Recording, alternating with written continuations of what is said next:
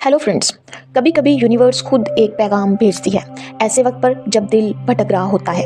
अगर ये वीडियो आपके सामने आई है तो ये इत्तेफाक नहीं, ये शायद आपके लिए एक निशानी है, एक हिडन साइन जो आपकी किस्मत बदलने वाला है। मैंने ऐसे ही एक लम्हे में एक क्लाइंट की रीडिंग की थी। पिछले हफ्ते वो आई थी, चेहरे पर खामोशी, आंखों में खौफ। उन्होंने कहा, मुझे लगता है यूनिवर्स मुझे कोई इशारा दे रही है मगर मैं समझ नहीं पा रही।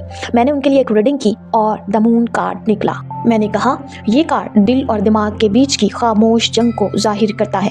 कभी कभी हम अपने दिल की बात दबा देते हैं मगर रूह हमेशा सच जानती है। वो मुस्कुराई मगर उनकी आंखों में अब भी सवाल था। कुछ दिनों के बाद उनका मैसेज आया। उन्होंने लिखा, मैंने वो कदम उठा लिया जिससे डर रही थी और सब कुछ बदल गया। उनके जिंदगी में रोशनी वापस आ गई, बिल्कुल वैसे ही जैसे द सन कार्ड में उम्मीद लौट आती है। जी तो फ्रेंड्स, शायद ये वीडियो भी आपके लिए वैसा ही इशारा हो।